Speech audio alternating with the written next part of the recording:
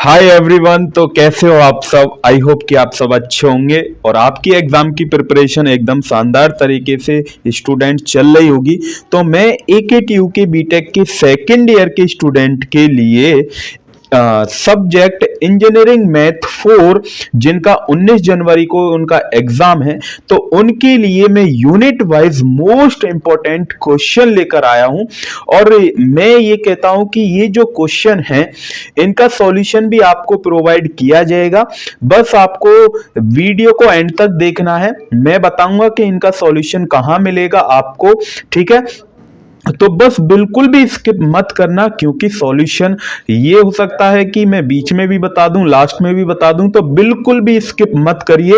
इस बात की गारंटी, अगर आपने ये सभी क्वेश्चन कर लिए तो आपके 50 से ज्यादा मार्क्स आ जाएंगे। जितने भी मैं यहाँ पर क्वेश्चन करा रहा हूं या जितने भी मैंने क्वेश्चन लिखे हैं वो सभी 7 मार्क्स के स्टूडेंट हैं। तो इस वीडियो का जो टारगेट है वो आपका 50 प्लस मार्क्स है, ठीक है? यदि आपने ये क्वेश्चन अटेम्प्ट करे तो आपके 50 नंबर 110% आ जाएंगे। और इस बात की गारंटी है कि जो स्टूडेंट ये सोच रहे हैं कि सर हमें पास करवा दो, तो 110% पास हो जाएंगे। तो चलिए स्टार्ट करते हैं यूनिट नंबर 1 के कुछ मोस्ट इंपॉर्टेंट क्वेश्चन।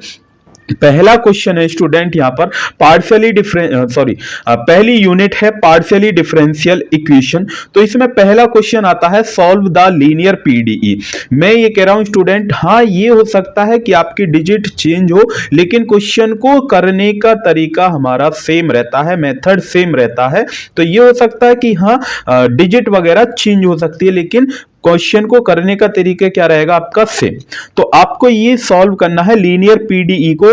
ये आपके पास आर्बिट्री जो कांस्टेंट हम हायर ऑर्डर से जो करते हैं वो सेम इसी टाइप से आपको करना है। ऐसे यहां पर e की पावर x प्लस 2y है, सेम ऐसे यहां पर cos 2x plus y। cos की जगह ऐसा हो सकता है साइन दे दे, tan दे दे, कोई ट्रिग्नोमेट्री फंक्शन दे दे, तब ये आपको सॉल्व करना है। सेम ऐसे ही क्वेश्चन नंबर 3 आप देखेंगे तो इसमें दोनों फंक्शन को ऐड कर रखा है। मतलब यहां पर e की पावर x प्लस 2y पड़ा है तो e की पावर 3x प्लस y दे रखा है, और यहां पर cos x है तो इसने sin x बना दिया है। तब आपको ये सॉल्व करना है, ठीक है? देन उसके बाद क्वेश्चन नंबर 4 सॉल्व पीडी। ये आपके पास पीडी दे रखी है, इसको सॉल्व करना है एक्स वाई। तो ये जितने भी चारों क्वेश्चन देखेंगे सभी टाइप वाइज हैं। मतलब e की पावर x का रूल क्या होता है, cos ट्रिग्नोमेट्री का रूल क्या होता है, और एक्स वाई का क्या रूल होता है, ये रूल के ऊपर डिपेंड है, ठीक है? अगर आपको सॉल्यूशन चाहिए तो मैं आपको बता दूंगा इनका सॉल्यूशन आपको कहां मिलेगा, ठीक है? बस वीडियो को एंड तक जरूर देखिएगा, और ये भी बताऊंगा कि कौन सा क्वेश्चन इंपॉर्टेंट है जिसको बिल्कुल भी स्किप नहीं करना है आपको स्टूडेंट, ठीक है? उसके बाद आ जाते हैं क्वेश्चन नंबर 5 पे। तो सॉल्व पीडी मतलब पार्शियली डिफरेंशियल। ये आपके पास पीईडी दे रखी है तो ये आपको सॉल्व करनी है sin 2x प्लस 3y, ठीक है? उसके बाद सेम ऐसे ही ये आपके पास नेक्स्ट क्वेश्चन है क्वेश्चन नंबर 6। तो उसके बाद क्वेश्चन नंबर 7 आप देखेंगे तो ये क्वेश्चन नंबर 7 है solve linear PDE X square del square Z upon D X square minus के 4xy del square Z upon del X del Y plus के 4y square del square Z upon del Y square plus 6y del Z upon del Y is equal to X की power 3 y की power 3। तो ये जितने भी question हैं ये सभी स्टूडेंट हम बोल सकते हैं कि इनके रूल सभी के अलग अलग हैं, ठीक है? देन उसके बाद क्वेश्चन नंबर 8 पर आ जाते हैं। तो ये क्वेश्चन नंबर 8 लिखा हुआ है, तो आप जैसा देख पा रहे होंगे तो ये भी वेरी वेरी इंपॉर्टेंट है, ठीक है? ये हो अब जैसे मैंने इतने 12 क्वेश्चन है तो ये स्टूडेंट कम से कम 12 क्वेश्चन तो आपको प्रैक्टिस करने पड़ेंगे, क्योंकि ये मैंने मिनिमाइज करके लिखे हैं। जो सबसे ज्यादा क्वेश्चन रिपीट हुए हैं वही लिखे हैं। किस टाइप से, किस टॉपिक से क्वेश्चन ज्यादा रिपीट हुए उसी से लिखे हैं, ठीक है? देन उसके बाद solve the following differential equation by the Charpit method. तो चारपिट मेथड तो बिल्कुल भी स्किप नहीं करना है, लेग्रांजेज मेथड भी बिल्कुल भी स्किप नहीं करना है, ठीक है? ये जो मेथड है बिल्कुल भी स्किप नहीं करना, क्योंकि ये क्वेश्चन यहां से आते ही आते हैं इस टॉपिक से क्वेश्चन, ठीक है? Use quasi method. तो ये कॉसी मेथड को यूज करके ये आपको सॉल्व करना है, तो it is a very very important, ठीक है? देन उसके बाद यहां पर है क्वेश्चन नंबर 11 है। क्वेश्चन नंबर 11 क्या है, ये आपके पास दो क्वेश्चन है, इसमें एक ये क्वेश्चन है, देन उसके बाद एक ये और क्वेश्चन है। तो ये दोनों ही क्वेश्चन लेग्रांजेस इक्वेशन से सॉल्व होंगे। यदि आपने पढ़ रखी होगी पहली इक्वेशन तो आपको क्वेश्चन से देखने से ही आइडिया हो जाता है कि ये किस टाइप का क्वेश्चन है और कैसे सॉल्व होगा। देन उसके बाद क्वेश्चन नंबर 12, तो ये सिंपल सॉल्व होता है तो आप इसको कर सकते हैं। तो ये सबसे ज्यादा जो फोकस आपको करना है वो लेग्रांजेस वाले पे, कॉची मीन वाले पे, और ये आपके पास 4 पे मेथड जो आता है, और ये जो ऊपर के हमने आपको दिखाए हैं कि सभी के रूल्स अलग अलग होते हैं, तो ये आपको बिल्कुल भी स्किप नहीं करके जाने हैं। क्योंकि ये हो सकता है कि स्टूडेंट अगर मैं ई की पावर वाला बता देता हूं, क्या पता आपके एग्जाम में ट्रिग्नोमेट्री वाला आ जाए, ये क्या पता ये जो एक्स वाई वाला है ये आ जाए। तो इस वजह से मैंने एक एक क्वेश्चन सभी का लिखा हुआ है। बस इन क्वेश्चन को आप प्रैक्टिस कर लीजिए। यूनिट 1 से गारंटी है इस बात की, यूनिट 1 के जो क्वेश्चन है इनसे बाहर नहीं जाएंगे, ठीक है ना।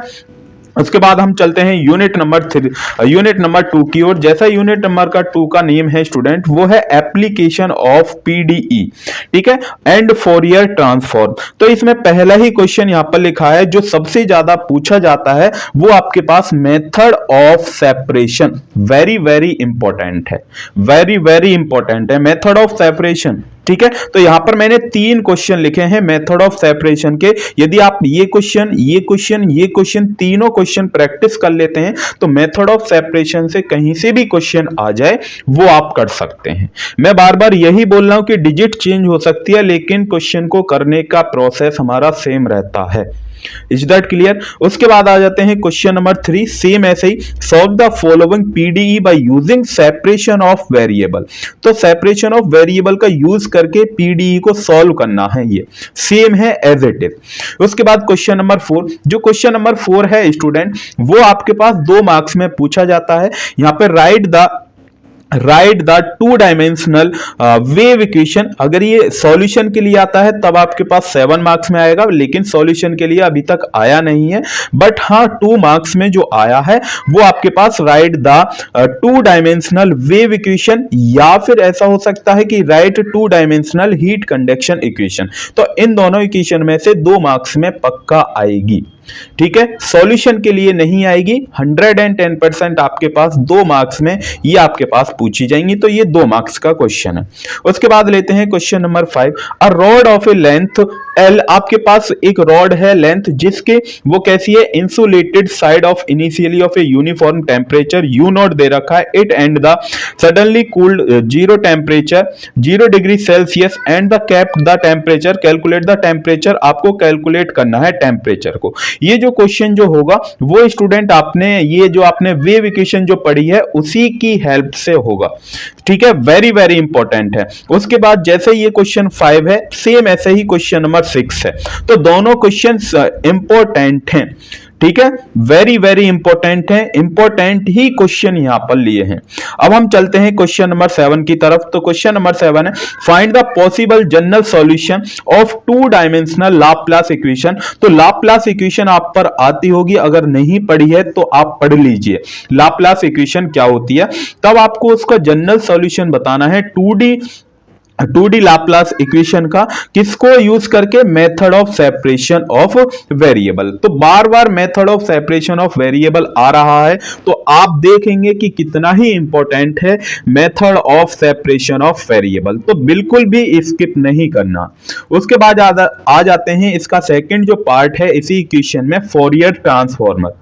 तो फोरियर ट्रांसफॉर्मर में जो बेसिकली जो पूछा जाता है वो स्टूडेंट ये है, find the cosine transformer Fourier series, या फिर साइन के लिए भी आ जाता है। तो यहां पर हमने ये पहला क्वेश्चन लिख दिया है जिसे आप प्रैक्टिस कर सकते हैं या फिर इसका सॉल्यूशन आपको मिल जाएगा, ठीक है।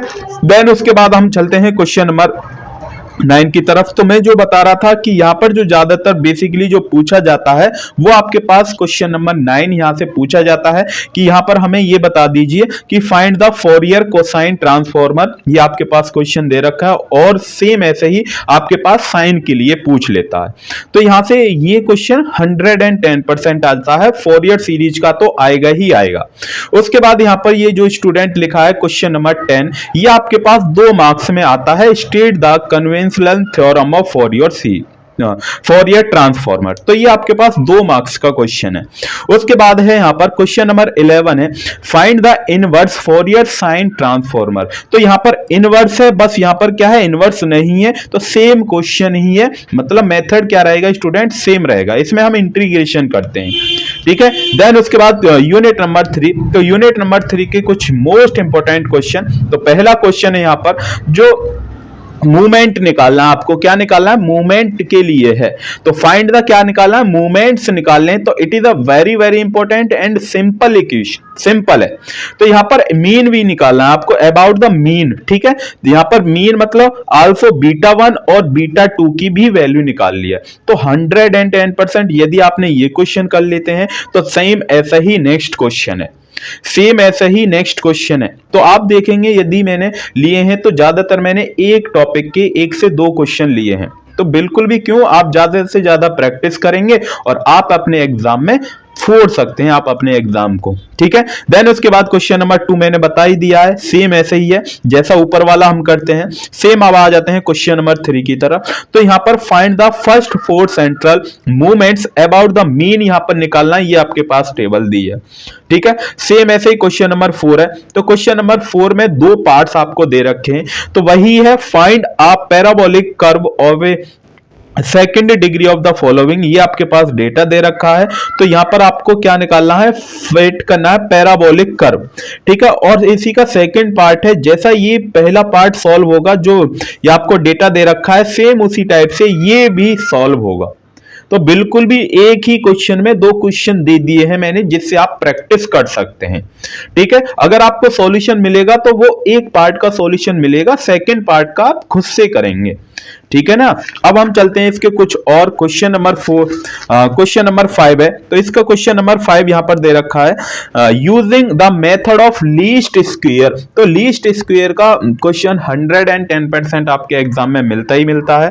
तो जैसा आप यहां पर देखेंगे तो एक इसी टाइप के 3 क्वेश्चन है जो कि प्रीवियस ईयर क्वेश्चन पेपर हैं ये, ठीक है। प्रीवियस ईयर क्वेश्चन पेपर बार बार पूछे गए हैं, तो बिल्कुल भी नहीं छोड़ना। अगर आप ये क्वेश्चन करते हैं तो ये आपके पास ये क्वेश्चन की y की वैल्यू, जैसे यहां पर y की value y is equal to A B X दे रखा है, तो सेम ऐसे यहां पर y की वैल्यू जो है वो इस क्वेश्चन के लिए ये है। सेम ऐसे ही अगर ये आपने ये क्वेश्चन किया है पहला वाला, तो ये आप जो थर्ड देखेंगे ये भी सॉल्व कर सकते हैं। Is that clear? तो एक क्वेश्चन में ही 3 पार्ट्स हैं। उसके बाद आ जाते हैं क्वेश्चन नंबर 6 की तरफ। क्वेश्चन नंबर 6 है स्टूडेंट, इफ 4x माइनस के 5y प्लस के 33 इज इक्वल टू 0, और सेकंड इक्वेशन ये दे रखी है। तो इसमें आपको निकालना है फाइंड द मीन वैल्यू। क्या निकालनी है? मीन वैल्यू x और y की। देन उसके बाद कोफिशिएंट ऑफ कोरिलेशन, तो कोरिलेशन से आएगा ही आएगा, और उसका एक स्टैंडर्ड डेविएशन, तो आप जानते हैं कि स्टैंडर्ड डेविएशन कितना इंपॉर्टेंट है, ठीक है। और इफ द वेरिएंस आपके पास दे रखा है ये कि 9 वेरिएंस है, तो वेरी वेरी इंपॉर्टेंट है, very very important, very very important. Then उसके बाद ही ये जो ऊपर आपके पास लिखा गया है क्वेश्चन नंबर 5, तो ये भी आपके पास वेरी वेरी इंपॉर्टेंट है, तो बिल्कुल भी स्किप नहीं करिए प्लीज। उसके बाद हम चलते हैं क्वेश्चन नंबर 7 की तरफ। तो यहां पर फाइंड द कोफिशिएंट है। तो यहां पर क्या है? Coefficient of correlation. तो कोरिलेशन से 110% और रिग्रेशन से 2 क्वेश्चन 110% आते ही आते हैं आपके एग्जाम में। ये हो सकता है कि चॉइस में क्वेश्चन दे दे, लेकिन आएगा जरूर। उसके बाद क्वेश्चन नंबर 8 की तरफ चलते हैं। तो यहां पर क्वेश्चन नंबर 8 जो मैं बता रहा था आपको, फाइंड द रिग्रेशन। तो रिग्रेशन इक्वेशन आपको फाइंड आउट करनी है। सेम ऐसे ही आपने जैसे ये क्वेश्चन नंबर 7 किया है, सेम ऐसे ही क्वेश्चन नंबर 8 होगा, क्योंकि यहां पर भी obtain the equation two the line of regression. इसमें भी क्या बनानी है? इक्वेशन बनानी है, किसकी? रिग्रेशन की। यहां पर उसके साथ साथ कोफिशिएंट भी फाइंड आउट करवाया, लेकिन यहां पर calculate the maintain cost 4 years old and find the regression आपको फाइंड आउट करना है, ठीक है। तो यहां पर बस ओनली रिग्रेशन की इक्वेशन बनवाइए, लेकिन मेथड दोनों का सेम है करने का। Is that clear? दोनों का मेथड क्या है? सेम है। तो वेरी वेरी इंपॉर्टेंट है दोनों ही क्वेश्चन, वेरी वेरी इंपॉर्टेंट है, वेरी वेरी वेरी इंपॉर्टेंट। अब हम चलते हैं क्वेश्चन नंबर अब हम चलते हैं यूनिट नंबर 4 की तरफ, जो कि यूनिट नंबर 4 आपकी थोड़ी सी प्रोबेबिलिटी के ऊपर बेस्ड है, लेकिन ये 12th वाली या 10th वाली प्रोबेबिलिटी नहीं है, थोड़ी सी एडवांस प्रोबेबिलिटी है, तो इसको बिल्कुल भी नहीं छोड़ना है। तो यहां पर जैसे एक बैग है, उस बैग में 8 बॉल हैं, 6 रेड हैं और 8 व्हाइट हैं, ठीक है। Find the probability of drawing 2 ball की प्रोबेबिलिटी क्या रहेगी सेम कलर की। तो आप इस क्वेश्चन को इजीली कर सकते हैं। तो ये इजी क्वेश्चन है। जब ये इजी क्वेश्चन है तो आपके पास 7 मार्क्स में तो आएगा नहीं है, कितने मार्क्स में आएगा, 2 नंबर में आएगा, ठीक है। देन उसके बाद क्वेश्चन नंबर 2 है, सेम ऐसे ही यहां पर आपको प्रोबेबिलिटी थोड़ी सी एडवांस मिल गई है, यहां पर थोड़ा सा सिंपल क्वेश्चन था। तो सेम ये बैग कंटेन, एक बैग के अंदर 10 व्हाइट बॉल है, 15 ब्लैक है। यदि मैं 2 बॉल निकालता हूं सक्सेशन विदाउट रिप्लेसमेंट, मतलब उनको रिप्लेस नहीं करता हूं, तो जब आपको प्रोबेबिलिटी निकालनी है किसकी, पहली जो बॉल होनी चाहिए वो व्हाइट कलर की होनी चाहिए और जो दूसरी जो बॉल होनी चाहिए वो आपके पास ब्लैक कलर की होनी चाहिए। इस बात की प्रोबेबिलिटी आपको निकालनी है। अगर आपने परम्यूटेशन कॉम्बिनेशन पढ़ा है, थोड़ा बहुत पढ़ा है, तो वहां से आप इजीली कर सकते हैं इस क्वेश्चन को। अगर थोड़ा सा दिमाग आप खुद से भी ट्राई करेंगे तो इस क्वेश्चन को इजी आप कर सकते हैं। देन उसके बाद क्वेश्चन नंबर 3 है। क्वेश्चन नंबर 3 में ही 2 पार्ट्स हैं, आप देखेंगे 2 पार्ट्स, दोनों ही पार्ट्स इजी हैं, वेरी वेरी इंपॉर्टेंट हैं, वेरी वेरी इंपॉर्टेंट दोनों ही पार्ट, ठीक है। क्योंकि स्टेट बेस्ड थ्योरम तो 110% आएगी, चाहे ये इसकी स्टेटमेंट 2 मार्क्स में आए, लेकिन अगर 7 मार्क्स में आता है तो सेम जैसे स्टेट बेस्ड थ्योरम, तो उसके साथ साथ यहां पर एक न्यूमेरिकल मतलब क्वेश्चन दिया गया है, इसको सॉल्व करवाएगा। और जो क्वेश्चन है वो प्रोबेबिलिटी का ही क्वेश्चन है। क्वेश्चन जो है वो किसका है, प्रोबेबिलिटी का। सेम जैसे आपने ये क्वेश्चन नंबर 3 का फर्स्ट पार्ट किया है, सेम ऐसे ही आप क्वेश्चन नंबर 3 का ही सेकंड पार्ट जो यहां पर लिखा है वो करेंगे। तो क्वेश्चन आप पढ़ लीजिए क्योंकि आप पढ़ सकते हैं, ठीक है।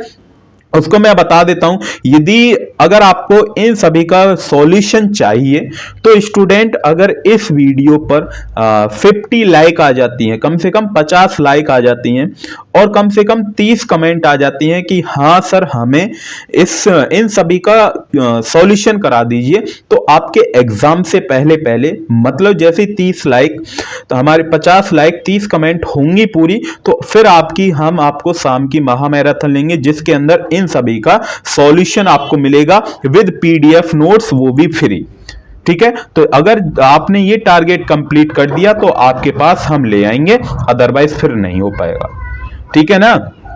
क्योंकि वहीं से तो हमें मोटिवेशन मिलता है कि हाँ बच्चों को नीड है तो हम डालें। उसके बाद क्वेश्चन नंबर 4 है। क्वेश्चन नंबर 4 यहां पर है, वही प्रोबेबिलिटी आपको निकालनी है। ए रैंडम वेरिएबल, यहां पर रैंडम वेरिएबल की प्रोबेबिलिटी x है, तो तब आपको प्रोबेबिलिटी फंक्शन डेटा मतलब दिया गया है, तो यहां पर ये जो k लिखा है इसकी वैल्यू बताइए और इवोल्यूएट करिए कि p लेस देन है 6 और p ग्रेटर देन 6 की। देन उसके बाद p की जो रेंज है वो x से मतलब x लेस देन x की जो वैल्यू है वो लेस देन 5 और ग्रेटर देन 0 है, तब ये क्वेश्चन नंबर 4 करना है। तो वेरी वेरी इंपॉर्टेंट है। उसके बाद हम चलते हैं नेक्स्ट क्वेश्चन, और भी हैं इसके, तो हम यहां पर लेते हैं क्वेश्चन नंबर 5। तो define binomial distribution theorem, very very important, very very very important, binomial distribution. Then उसके बाद यहां पर प्रूफ इसको करवाया गया कि इसको प्रूफ करिए, क्योंकि यही 2 बार पूछा गया है। उसके बाद question number 6, question number 6 basically student आया नहीं है लेकिन आ भी जाता है, फिर भी आपको करके आना है, इसका सॉल्यूशन आपको मिल जाएगा। मैंने आपको बता दिया, यदि आप वो टारगेट कंप्लीट कर देते हैं देन आपको सॉल्यूशन प्रोवाइड हम कर देंगे। तो फिर जैसे बीटेक के फर्स्ट ईयर का सेम हमारी मैराथन से पेपर आया था, तो सेम आपका ही एग्जाम यहां से ही आएगा यदि आपने ये टारगेट कंप्लीट कर देते हैं। उसके बाद क्वेश्चन नंबर 7 की तरफ, तो इसमें स्टूडेंट 2 है, पॉइजन डिस्ट्रीब्यूशन एंड है, ये एंड है यहां पर, एंड और क्या आ सकता है, बाइनोमियल डिस्ट्रीब्यूशन, तो दोनों ही आ सकते हैं। उसके बाद क्वेश्चन नंबर 7 है, तो बाइनोमियल डिस्ट्रीब्यूशन का ही क्वेश्चन है, तब आपको ये सॉल्व करना है, ठीक है। देन उसके बाद क्वेश्चन नंबर 8, तो क्वेश्चन नंबर 8 आप देखेंगे तो ये भी पॉइजन डिस्ट्रीब्यूशन का है। यदि आप यहां पर इसका ये क्वेश्चन नंबर 5 में आप बाइनोमियल डिस्ट्रीब्यूशन पढ़ लेते हैं तो उसका क्वेश्चन आप प्रैक्टिस कर सकते हैं कहां से, यहां से, क्योंकि ये प्रीवियस ईयर क्वेश्चन पेपर है जो ज्यादा, मैं बार बार यही बोल रहा हूं कि डिजिट चेंज हो सकती है लेकिन क्वेश्चन का करने का तरीका सेम रहता है हमारा। देन उसके बाद क्वेश्चन नंबर 9, तो क्वेश्चन नंबर 9 भी पॉइजन डिस्ट्रीब्यूशन का ही क्वेश्चन है। यहां पर आपको फाइंड द मीन निकालना है, वेरिएंस निकालना है और डिस्ट्रीब्यूशन आपको निकालना है। Is that clear? तो ये कुछ यूनिट नंबर 4 के कुछ इंपॉर्टेंट क्वेश्चन थे, तो बिल्कुल भी स्किप नहीं करना है, वेरी वेरी इंपॉर्टेंट है ये, और ये भी आपके पास इंपॉर्टेंट है, ठीक है, बिल्कुल भी नहीं करिए स्किप, क्योंकि बाइनोमियल वाला तो 110% मिलेगा ही मिलेगा। देन अब आ जाते हैं क्वेश्चन यूनिट नंबर 5 की तरफ, तो स्टैटिकल्स यूनिट टेक्निक्स 3rd। तो यहां पर आप जैसे ही पहला क्वेश्चन देखेंगे तो ये आपके पास भी ज्यादातर यहां पर क्या होता है, हम इसमें ज्यादातर जो इस यूनिट से आपके पास पूछा जाता है वो बेसिकली जो है स्टूडेंट वो आपके पास टी टेस्ट से, बेसिकली टी टेस्ट और जेड टेस्ट यहां से पूछा जाता है, और चाई स्क्वायर जो टेस्ट है उन 3 टेस्ट से आपके पास 2 टेस्ट आते हैं। और अब आप लास्ट में जाके देखेंगे इस यूनिट का सिलेबस, तो एनपी मतलब एनपी और पी चार्ट आपके पास ज्यादातर पूछा गया है, ठीक है। तो यहां से यही इंपॉर्टेंट है। तो पहला ही क्वेश्चन आपको यह पता होना चाहिए कि सैंपलिंग क्या होती है, सैंपल्स क्या होते हैं, ठीक है, क्योंकि 2 मार्क्स में वहां से पूछता है। तो ए कॉन को जब उछाड़ते हैं तो 400 बार उछाड़ेंगे हम। तो देन उसके बाद टॉस करते हैं, मतलब द हेड टर्म, जो हेड आता है वो 216 टाइम्स आता है। तब आप उसका टेस्ट ऑफ हाइपोथेसिस करिए, तब बताइए कि जो कॉइन है वो अनबाइस्ड 5% लेवल ऑफ सिग्निफिकेंस है, इसलिए इंपॉर्टेंट है, वेरी वेरी इंपॉर्टेंट, वेरी तो नहीं बोल सकते बट हाँ इंपॉर्टेंट है, ठीक है। देन उसके बाद क्वेश्चन नंबर 2 भी सेम ही है जैसे आपने क्वेश्चन नंबर 1 किया है, ठीक है। इसमें जो आपको निकालना है वो आप निकालते हैं means of 2 population at the same 5 level, same ऐसे ही अगर आप ज्यादातर क्वेश्चन में देखेंगे तो 5% लेवल ऑफ द सिग्निफिकेंस यही मिलेगा। देन उसके बाद क्वेश्चन नंबर 4 है। क्वेश्चन नंबर 4 भी स्टूडेंट यहां पर क्या है, the 9 item of a sample have the following value 45 47 50 52 48 47 49 आपके पास डेटा दे रखा है। तब आपको यहां पर does the mean of the significant these value, mean निकालना है। देन और मीन आपके पास ये दे रखा है, तो तब आपको ये जो डेटा है वो टेबल की फॉर्म में, और यहां पर टी टेस्ट की वैल्यू आपको दे रखी है। देन उसके बाद क्वेश्चन नंबर 4 आप देखेंगे तो ये यहां पर जो क्वेश्चन नंबर 4 है, और क्वेश्चन नंबर 4 का सेकंड भी पार्ट है, तो ये यहां पर स्टूडेंट टी टेस्ट है। कौन सा टेस्ट है? टी टेस्ट आपको लगाना है। तो टी टेस्ट से ये दोनों ही क्वेश्चन सॉल्व होंगे। एक इसी का और है, क्योंकि ये तीनों ही क्वेश्चन जो हैं, एक इसका और आएगा भैया, तो वो जो तीनों टेस्ट हैं वो आपके पास टी टेस्ट के ही क्वेश्चन है। तो ये आप देखेंगे तो ये कौन सा, सेम ऐसे ही जैसे पिछले बार आपने ऊपर एक कोई क्वेश्चन करा, तो सेम ऐसा ही आप इस क्वेश्चन को कर सकते हैं, इसमें भी टी टेस्ट ही अप्लाई होगा। Is that clear? उसके बाद क्वेश्चन नंबर 5 है यहां पर। तो क्वेश्चन नंबर जो 5 है वो आपके पास क्या है, find the from the following tables regarding color of eye of a father and son, test यहां पर अप्लाई करना है आपको। तो उसकी वजह से आपको क्या फाइंड आउट करना है कि यहां पर if the colour of son's eye is associated with that of the father, तब आपको टेबल को रिगार्डिंग आपको क्या बनाना है, डेटा बनाना है, टेस्ट निकालना है, टेस्ट करिए, ठीक है। देन उसके बाद क्वेश्चन नंबर 6, क्वेश्चन नंबर 6 भी आपके पास यहां पर आप देखेंगे तो चाई स्क्वायर है।